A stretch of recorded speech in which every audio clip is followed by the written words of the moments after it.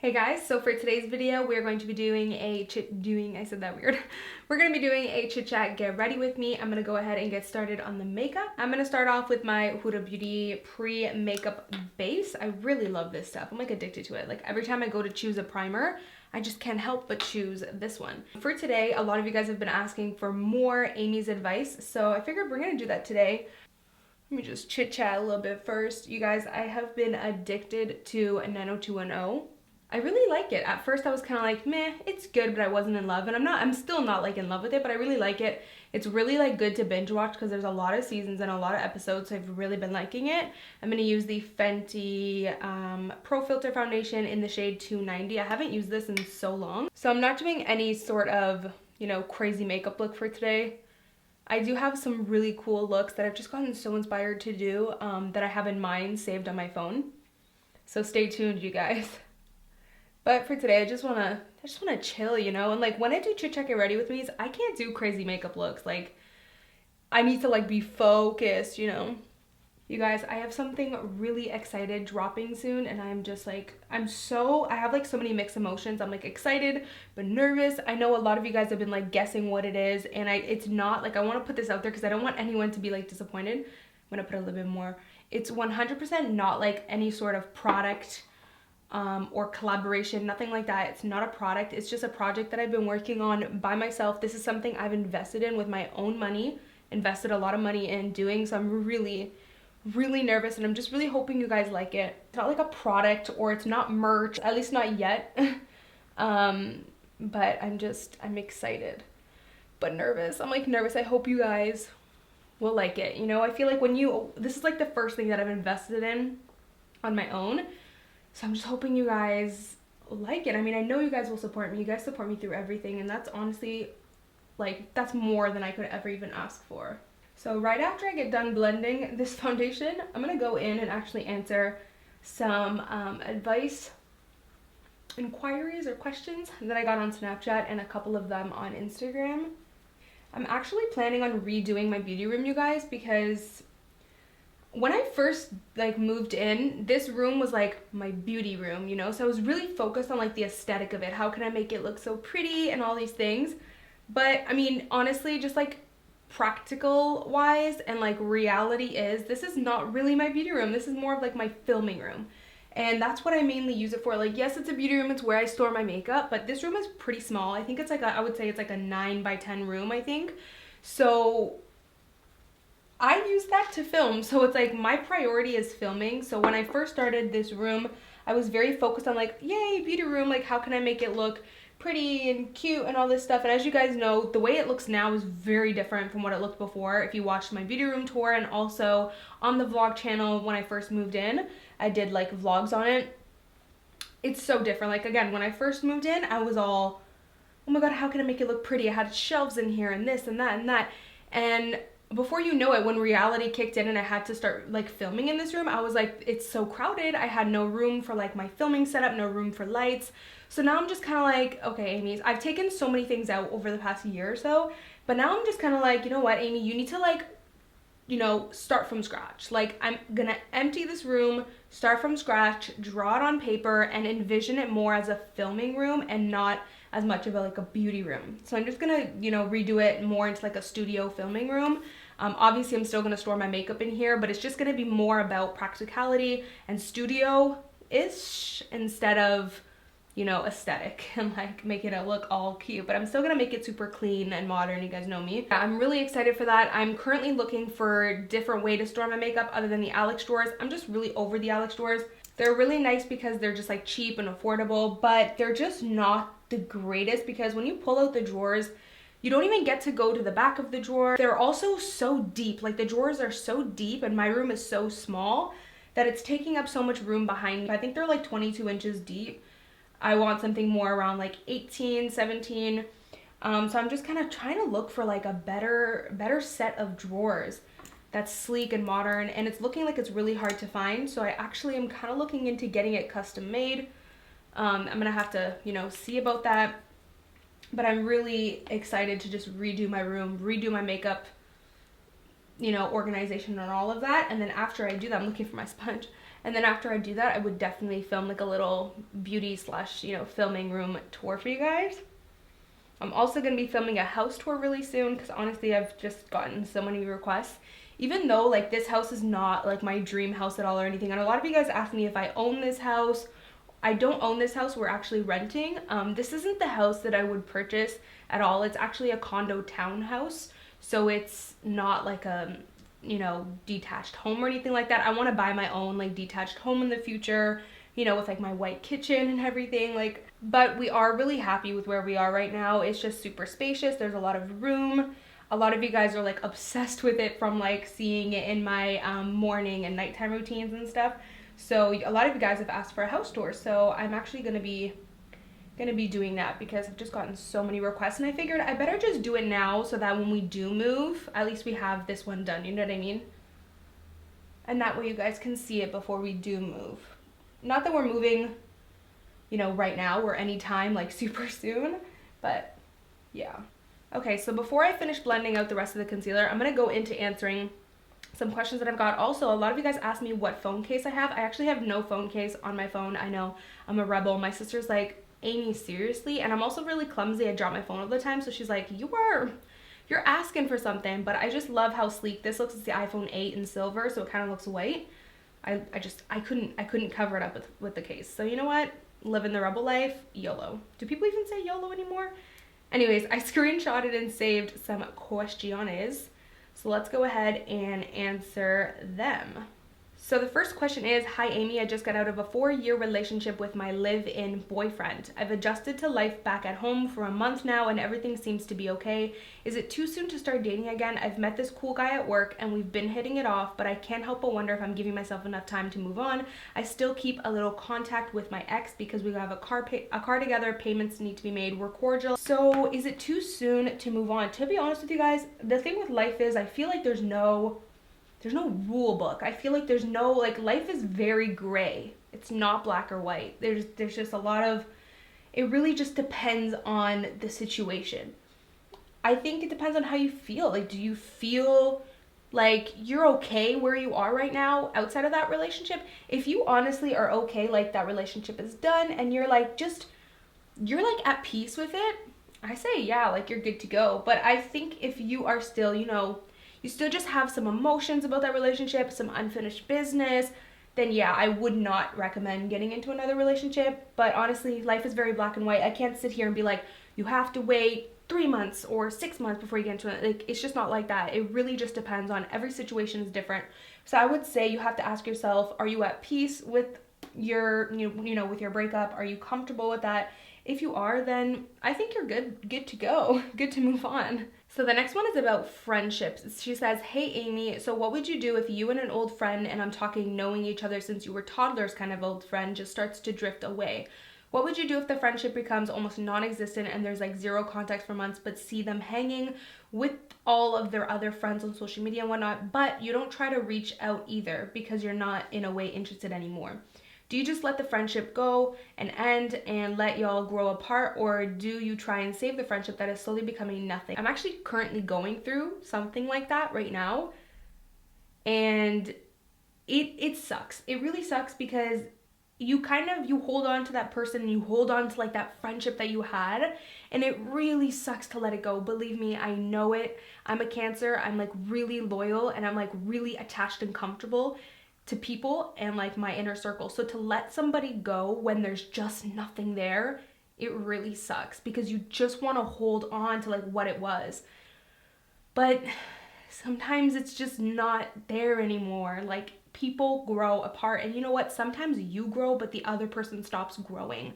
And not only that, sometimes you guys grow in different directions and it just doesn't work anymore. It's honestly really sad. Like, I'm actually going through that right now, and it hurts me. Like, it sucks. Like, and I held on for a long time, like that string. There's like this thin string that I held on to, and I just let it like dangle and stay there. But after a while, it's like, it's a thin string. Like, it's done. If something is done, it sucks, but I think it's better to let it go and like remember it for what it was than to keep it hanging and let it be tainted. You know what I mean? So I think it's just better to let it go, especially when both of you have clearly moved on, and just aren't interested anymore, keep it what it was and be happy with what it was and move on.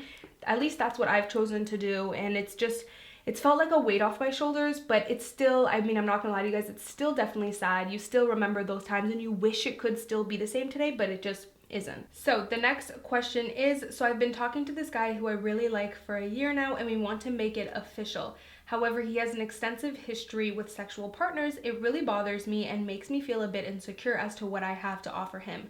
I want to express how I feel to him, but I don't want to seem jealous or hurt or have it hurt our relationship. What do you think I should do? So the first thing that stands out to me when I read that is, what is it that bothers you? Is it your own insecurities, or is it because you just don't want a guy like that? If it's your own insecurities, that's something you have to deal with yourself. You have to know what you have to offer and be comfortable with that. But to some extent, I still kind of understand, like, you know, I think it's normal to be like, whoa. I mean, he's had so much experience. Is he going to be like happy with what I have to offer? I think that's normal.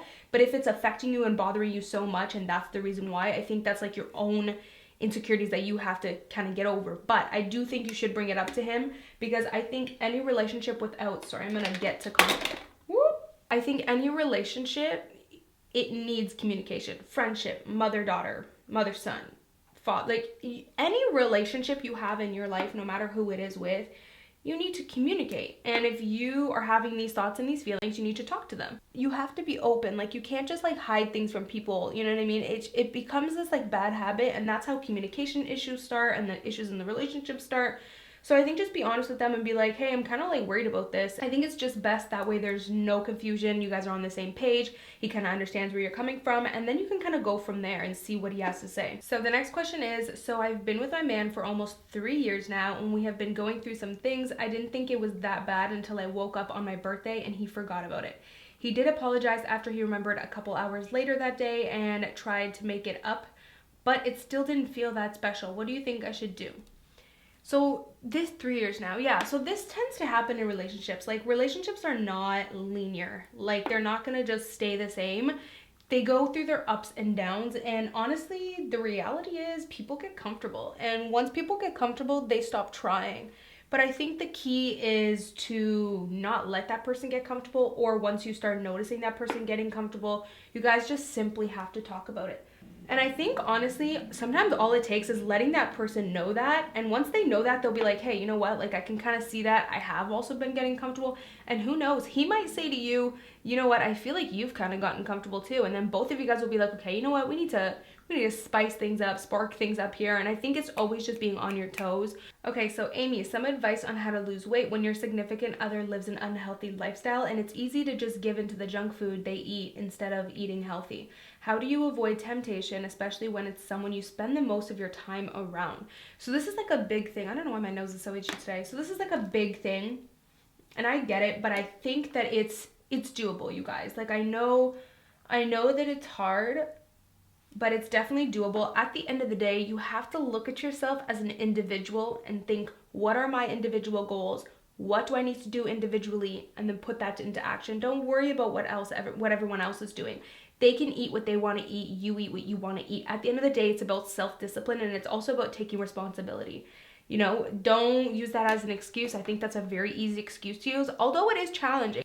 And also, you know, buy your own food if you need to, and keep it separately, and just stay focused. I think it's very easy to use that as like an excuse, but you have to just keep that discipline in place. Recently, my sister announced that her and my brother-in-law are getting a divorce. They have been married going on 10 years, but were high school sweethearts and went separate ways for a couple years. Here's my problem. I honestly feel in my heart that my sister is being dishonest about what's the real tea. She has been very vague with me about everything, which has me feeling some type of way given the fact that we are very close. Now I know it's really none of my business, and she doesn't have to tell me anything she doesn't want to. Please help me out. I don't know if I should just leave it alone or talk to her about what I'm feeling. It's weighing heavy on my heart. Thank you. So I can kind of relate to this because I'm a super private person. My sister for the longest time had to kind of accept that about me because I don't really like to talk about problems. I kind of like to keep them to myself. So your sister may just be one of those people, but if you guys are very close and she's always told you things, but this is like the one time she's really keeping something from you, then I would just say bring it up to her. And you don't have to bring it up to her in the way where you're like, sorry, just had to contour my lip there, where you're like very forceful and you're like, what happened? Like, don't come across aggressive. But I think you can go up to her and be like, hey, listen, I'm feeling like there's more that you're not telling me. I just wanted to let you know that I'm here for you. If you're open to telling me, I'm here for you, no judgment type of thing. But I think if you go to her calmly and you let her know you're here for her, and you let her know that you have this instinct that there's something else going on, then she may just feel more, open to telling you. So there's this guy I've been seeing. We have mutual friends, so we have hooked up at a little get together in November, and ever since then we have been seeing each other consistently every weekend. I text him and he'll either pick me up or I'll go to his place and I sleep over, then leave at 6 a.m. the next day. I work Sunday mornings. The thing is, it's always me who hits him up, and I like cuddling after sex no matter if it's a booty call or not. It's usually just I rest my head on his chest and arm across him, caressing him. He doesn't mind it, I think, but he doesn't touch me back while we're just talking.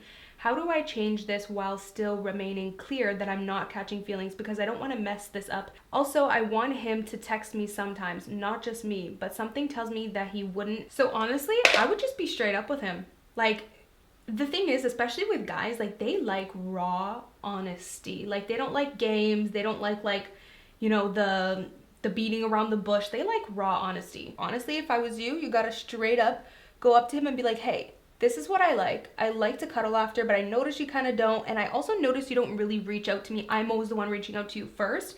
That kind of bothers me, but I just want to let you know I'm not catching feelings. Like, I like what we have going on and I want to keep it that way. But how do you feel about, reaching out to me sometimes? Or how do you feel about cuddling afterwards? What are your thoughts? Straight up. And honestly, you'll be surprised by his answer. I feel like he'll just be able to give you clarity. He'll be able to be like, oh no, this is why, or I'm not really into that. Like, he'll just be able to give you clarity. And I think as long as you approach the situation very logically, like, don't come at him with like these aggressive emotions or like this overreaction, because then it's going to look like you're catching feelings, and you don't want that. You want to come across very like level-headed, very calm, very put together, very logical. That way he knows, okay, she's not catching feelings, she just wants to know, this, and this. So the next question is, well, I've been with my husband for a long time. I have 3 awesome friends who I consider my sisters. We've been friends since high school. Well, 2 of my friends have been married for a couple years now. I've been trying to bring my husband around for years, but he always tells me those are my friends, not his. It hurts because these people are my family. I don't know why he wouldn't want to know them. Well, now my 3rd friend, who's been single, is dating this guy who she wants us to meet him.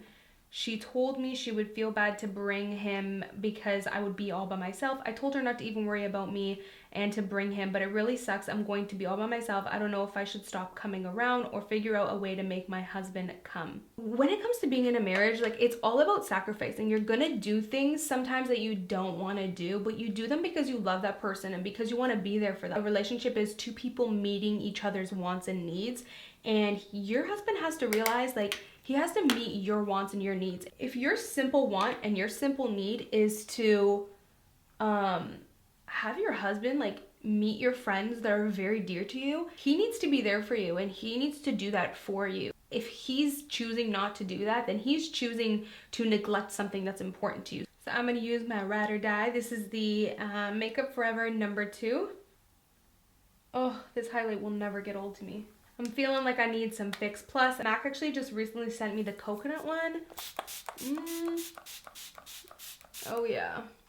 So I am gonna go ahead and start doing my brows, and you guys know the drill. I cannot talk while I do my brows. This is a very focused, serious procedure, so give me a second. Okay, so we got the brows done, and I'm gonna move on to the eyes. But the next question is, so I have a boyfriend of 3 years that I love but don't really see myself with because of his lack of motivation to move up with his career life. What should I do? I'm in such a dilemma. So I know ending relationships can be hard, but at the end of the day, if you know that you can't really see yourself with that person because there's something about them and the way they are that you really just don't like, at the end of the day, you also can't change people completely. Like, if that's who they are, and he has a lack of motivation and he's just not a super motivated, determined person, and maybe you are a very motivated, determined person and you're looking for somebody that's also like that, then you just gotta know that that relationship and him is just not the right one for you, and you have to move on from that. You guys, I have not worn eyeliner in so long now, and I kind of feel like just doing a really nice like sleek wing today. I don't know, I'm really hoping it doesn't go wrong because I have not done it in so long. Like, did I forget to do my wing liner? It's eyeliner time and I'm nervous. I'm nervous, but you know what? Confidence is key and I got this. I got this. Okay, it literally took like 72,000 years to put on that wing liner, you guys, and it's like not even straight. So now for lashes, I'm going to be using the Bold Face Makeup Lashes. You guys know I've been obsessed with these lately ever since I showed these. And actually, my first Chit Chat Get Ready With Me a while back and on Snapchat, you guys fell in love with them too. So this video is actually sponsored by Bold Face Makeup. So thank you guys so much for sponsoring this video. Funny story, they actually reached out to me a while back and just decided to send me a bunch of lashes. And I ended up falling in love with these. These are the style Lashes for Days. I ended up falling in love with them, and then I shared it with you guys and you guys ended up falling in love with them, and the lashes actually ended up selling out, which is insane, but they finally have them back in stock for you guys, so I'm so excited to use these today. These are perfect for like that natural day when you don't want super glam thick lashes. All of their lashes have a really nice thin band too, so they're really easy to apply. They have so many styles to choose from. They were also kind enough to send over a coupon code for 15% off, which is amazing because they're already such an affordable brand. So you guys can use the code Amy to get 15% off. I will leave the link down below for you guys. So I just popped the lashes on and this is how they look. I'm absolutely obsessed with these. So I am going to move on to the lips. I recently just purchased this MAC lip pencil. This is the shade Spice. It looks like such a pretty shade, so I want to see how it's going to look just this by itself all over the lips, and I am going to overline just a little bit. And I'm just going to finish off this look with some Coconut Fix Plus and some Glam Glow. So hopefully you guys enjoyed this Chit Chat Get Ready With Me. I always have so much fun doing these, so please don't forget to give this video a like, thumbs up if you enjoyed it. Please don't forget to subscribe if you aren't already. And don't forget to sign up for notifications so that you guys will never miss a video. Just click the little bell icon beside the subscribe button. So yeah, thank you guys so much for watching today. Of course, I will see you guys in my next video. Bye guys. Mwah.